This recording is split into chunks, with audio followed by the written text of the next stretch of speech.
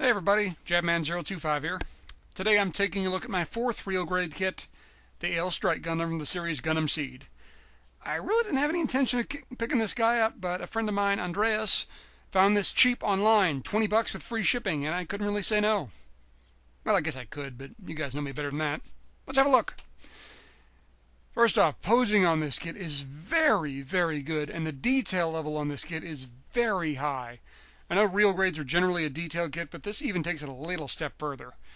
You see the general two-tone color scheme, the white and the off-white. A lot of lining on this guy, a lot of detail lining necessary, so bust out the real touch. And the lining isn't very easy on this thing, I'll admit.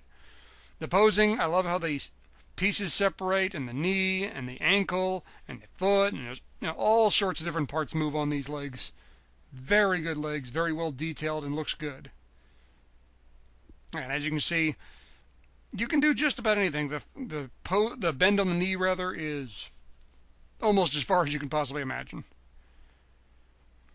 Now, one other thing with real grades, if anyone has never built one before, they're kind of odd in that you take parts off the tree and then you disassemble them before you use them. You see, this is the torso here. You remove that top part and you save that for the shield later, of all things. So always pay attention when you're building a real grade. There's some screwy things going on. The way the waist is constructed is a little odd, and I kind of wish they'd start doing this more in master grades, separating the side skirt piece and the front and back skirt piece. This helps with posability so much, as you can see here. Granted, when you put this whole thing together, you can't quite pull this pose off, but full splits is very impressive. The skirts don't get in the way, as you see here. Once you add the torso, it does hamper things a bit, but nothing terrible. Torso, you can open up the whole cockpit section and see the chair in there. There is no pilot, but you need a very, very tiny Kira to pull that off. I do love the extra red. I got the standard red and then the brick red that really breaks it up a little bit. Add on the armor, more lining. The thrusters on the bottom really look good.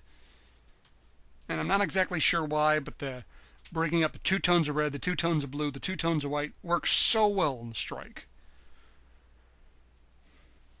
Arms and head. The arms work great. Great posability. You got the standard fist hand, and you got the real grade 3-1 and then the thumb hand. Putting the arms together is a little funky, as it takes a little finagling to get it to line up just right. The head looks perfect. I mean, absolutely perfect. The eyes, the way everything lines up, proportions, perfect. And here you see the Strike doing its best imitation of the Build God Gundam, but I just put it in this pose to get you an idea. Great balance, good posing. Move those shoulders around, those elbows around anywhere you want, anything you like, you're good to go. And as it sits here, it has great posing and great balance. The decals on this kit are superb. Excellent decals. They add just the right amount. They're cut perfectly. Back when I did the RX-78-2, I said those were the best decals I'd ever seen. Strike beats it. Best decals I've ever seen on a Gundam kit.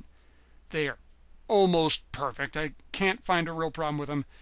Everything lines up, gives you great detail, really gives that machine look to it, and they give you extras, which I'm always in favor of, so absolutely superb decals.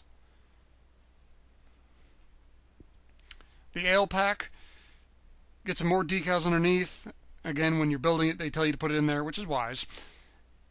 And again, it breaks up the colors here with different reds, and the reds really help break this up. The Ale pack looks kind of dull by itself. Add in some extra colors, it really does make a huge difference.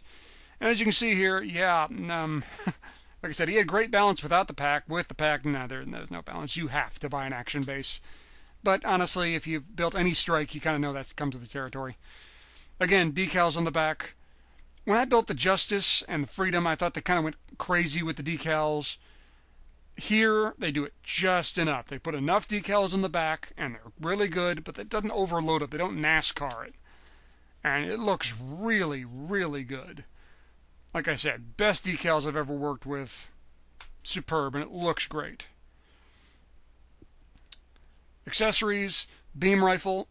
Like the RX-78, they tweaked the beam rifle a little bit, but unlike the RX-78, I like this look. They changed it up a little bit. The shield, again, decals on the front, but what really impressed me is what they did to the back.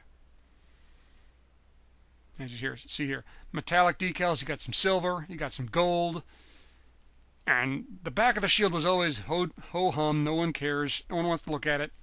Now the back of the shield actually has some character. Looks good. I enjoy it. And as you can see here, it pulls off the strike pose better than any strike kit I've ever seen. You can never really get this pose perfect with the Master Grade here. Bingo. Man, that looks like it came off the cover of the Master Grade strike box. Beam saber, appropriately sized beam saber, I might add. Looks good. No problem holding it. Again, the real grade 3-1 and then the thumb hand works out well. You get 2, of course. Shake test. Shake, rattle, roll, nothing falling, no problems. The backpack does tend to come a little bit loose over time, but that's not a huge problem. They do give you these beam sabers with the plug in them, so you can stick them into the hand if you want, but you don't need them. And you get 2 teeny tiny itty-bitty armor Schneiders with kind of an off-white blade, which actually looks pretty decent as is. You can put them in the side skirt, you can hold them if you want, but let's face it, you probably never do that. But I can't really get over just how good this kit looks. The way the colors pop, the way everything designed, and the decals are so good, this kit looks like it could start moving. It looks like a machine. Final thoughts on this kit. In case you couldn't tell, I'm giving this kit a thumbs up. This is an excellent kit. This is easily the best real grade I've ever built. Granted, I've only built 4, but still, excellent kit.